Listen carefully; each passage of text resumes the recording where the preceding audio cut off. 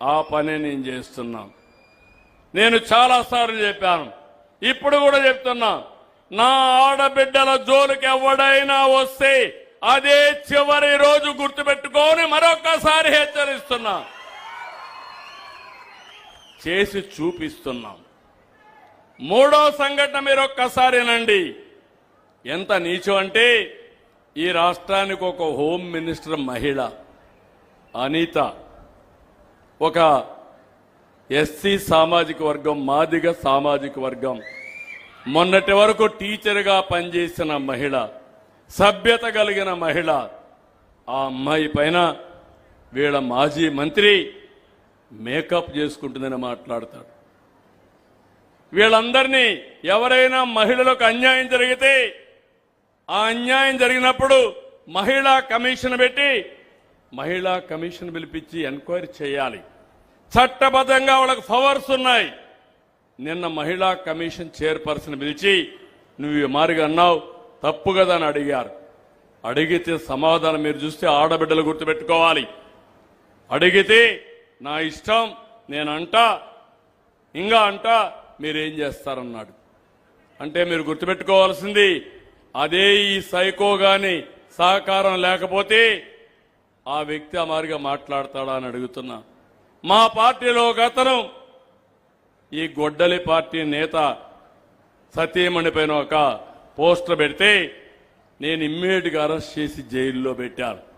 ఒక మెసేజ్ ఇచ్చాను, ఎవ్వరు కూడా ఆడవారి పైన నోరు బారేసుకోకూడదు, వాళ్ళకి ఏమాత్రం కూడా అవసరం లేని వాళ్ళ పైన ఇలాంటి చేయకూడదని నేను చూపిస్తే, వీళ్ళు వాళ్ళని ప్రోత్సహించి, తద్వారా మనం గట్టిగా మాట్లాడితే పోలీసులు అతిగా చేస్తారని చెప్పడం, ఇలాంటివన్నీ చేసే పరిస్థితికి వచ్చారు. నేను ఈ రాష్ట్రంలో ఉండే మిమ్మల్ని అడుగుతున్నా, నేను ఒక పక్క మీకు సేవా కార్యక్రమాలు చేయాలి, సంక్షేమానికి డబ్బులు సమకూర్చాలి, మళ్లీ శుభ్రంగా నెల నెలా మీకు చేర్చే కార్యక్రమం తీసుకోవాలి, ఇంకో పక్క అభివృద్ధి కార్యక్రమాలు చేయాలి, ఇంకో పక్క పరిపాలనలో ఎవ్వరికి ఇబ్బంది లేకుండా కార్యక్రమాలు చేయాలి. కానీ ఇంకొక పక్క మీరు చూస్తే, నేను యజ్ఞం మారిగా ఈరోజు పనిచేస్తా ఉంటే వీళ్ళు రాక్షసుల వారిగా వచ్చి ఆటంకాలు చేసే పరిస్థితికి వచ్చారు. అందుకే మిమ్మల్ని అందరినీ కూడా అడుగుతున్నా, ఈరోజు మీలో ఒక చైతన్యం రావాలి. నేను చాలా మంది రాజకీయ పార్టీలు చూశాను. నా జీవితంలో మొట్టమొదటిసారిగా నేరాలు చేసే పార్టీ, నేరస్తుల్ని కాపాడే పార్టీ, నేరస్తులతో రాజకీయం చేసే పార్టీ అని నా చరిత్రలో 50 సంవత్సరాల సుదీర్ఘ రాజకీయ చరిత్రలో ఇప్పుడే చూస్తున్నా. అందుకే నేను మిమ్మల్ని అడుగుతున్నా, మీరు కూడా ఆలోచించాలి. అర్హత లేని వాళ్ళకి అందలం ఎక్కిస్తే చాలా సమస్యలు వస్తాయి. నన్ను జైల్లో పెట్టాడని కాదు, నేను పెట్టాలని కూడా ఒక్క నిమిషం పని, అంతే కదా. పెట్టాలని టైం పడుతుందా నాకు? ఒక్క నిమిషమే కదా. నాకు చేత కదా, నాకు అనుభవం లేదా? కానీ నా ఉద్దేశం అది కాదు. ఈ రాష్ట్రం ఇప్పటికే నష్టపోయాం. ఈ రాష్ట్రాన్ని అభివృద్ధి చేయాలి, మళ్లీ మీకు న్యాయం జరగాలి. దేశంలో నెంబర్ 1 రాష్ట్రం ఏదంటే దానికి చిరునామాగా ఆంధ్రప్రదేశ్ ఉండాలి. ప్రపంచంలోనే నెంబర్ 1 జాతిగా తెలుగు జాతి ఉండాలి నా ధ్యేయం. వీళ్ళ ధ్యేయం రౌడీజం చేయాలి, ఎక్కడికక్కడ అందరిని అవమానం చేయాలి. వీళ్ళ అవమానంతో మనం చాలా బాధపడి కుంగిపోవాలి. ఇలాంటి వీళ్ళు చేసే పరిస్థితికి వస్తున్నారు. కనీసం హోమ్ మినిస్టర్కి రక్షణ లేకపోతే, హోమ్ మినిస్టర్ పైనే నిందలేసే పరిస్థితి వస్తే, అవమానించే పరిస్థితి వస్తే, మామూలు వ్యక్తుల పరిస్థితులు మీరు ఆలోచించుకోవాల్సిన అవసరం ఉంది. అందుకే నేను మళ్లీ మిమ్మల్ని అందరినీ కోరుతున్నా, గొడ్డలి పార్టీ నెవర్ అగైన్. జీవితంలో అలాంటి పార్టీ గెలవడానికి వీలు లేదు. ఆ సంకల్పం మీరు చేస్తారా అని మిమ్మల్ని అడుగుతున్నా. గట్టిగా చప్పట్లు కూడా చెప్పండి, చేస్తామని. అగైన్ అండ్ అగైన్ ఎన్డీఏ గెలవాలి. 25 ఏళ్లు యూపీ మన గుజరాత్లో ఒకే పార్టీ గెలిచింది, బీజేపీనే గెలిచింది.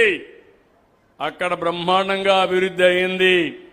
కేంద్రంలో 3వ సారి నరేంద్ర మోడీ గారు గెలిచారు. కేంద్రంలో నరేంద్ర మోడీ గారు వచ్చి రాష్ట్రం అంతా, దేశం అంతా అభివృద్ధి అవుతా ఉంది. ఇప్పుడు మిమ్మల్ని అడుగుతున్నా, మన రాష్ట్రంలో 9 సంవత్సరాలు నేను అభివృద్ధి చేస్తే తెలంగాణ రాష్ట్రం దేశానికి నెంబర్ 1 రాష్ట్రంగా తయారైంది. అత్యధిక ఆదాయం వచ్చే రాష్ట్రం తెలంగాణ రాష్ట్రం. మనం కూడా అమారుగా చేసుకోవాలంటే ఇప్పటి నుంచి మళ్ళీ అన్ని అభివృద్ధి చేస్తే పక్కదారిలో మీరు చూస్తే మాత్రం మళ్ళా వైకుంఠపాళిగా తయారవుతుంది. అది రాకుండా చూసుకునే బాధ్యత నేను ఒకటే చెప్తున్నా, నేరస్తులకు వంతన బాడడం అది మంచి పద్ధతి కాదు. నేరాలు చేయడం రాజకీయ పార్టీలకు తగదు. ఇలాంటి పార్టీల పట్ల మనం అప్రమత్తంగా లేకపోతే నష్టం వస్తుంది. ఈ ఊరికి వచ్చినప్పుడు, ఓడూరుకు వచ్చినప్పుడు కొన్ని సమస్యలు కూడా ఉన్నాయి.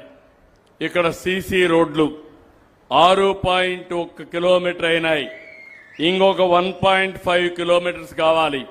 కలెక్టర్కి ఆదేశాలు ఇస్తున్నా, ఎమ్మెల్యే చెప్తున్నా, ఇమ్మీడియట్ గా ఈ ఊరు మొత్తం సిమెంట్ రోడ్లే ఉంటాయి.